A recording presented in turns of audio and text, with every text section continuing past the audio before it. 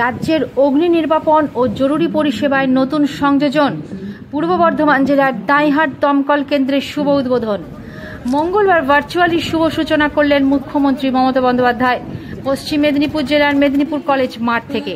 এদিন দাঁইহাট দমকল কেন্দ্রে একটি অনুষ্ঠানে উপস্থিত ছিলেন রাজ্যের মন্ত্রী স্বপন দেবনাথ, কাটোয়ার বিধায়ক রবীন্দ্রনাথ চট্টোপাধ্যায়, সাংসদ ডক্টর শর্মিলা সরকার, পূর্ব বর্ধমানের জেলা শাসক আয়েশা রানী, পুলিশ সুপার সায়ক দাস, সভাধিপতি শ্যামাপ্রসন্ন লোহার, কাটোয়ার মহকুমা শাসক অহিংসা জৈন, দাঁইহাট পৌরসভার পৌরপ্রধান প্রদীপ কুমার রায়, কাটোয়া পৌরসভার পৌরপ্রধান সমীর কুমার সাহা, কাটোয়া 2 ব্লকের বিডিও আসিফ আনসারি সহ বিশিষ্টজনেরা।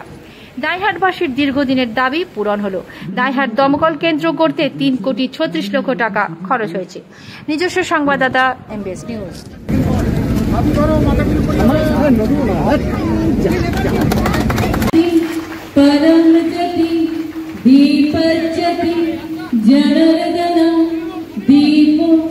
বেশি করে সেটা পেতে থাকবো, আর সেই কারণে আমাদের বেঁচে থাকাটা অসীম যেতে চাই সীমার দিকে, সঙ্গ সীমা হতে চাই অসীমের মাঝে।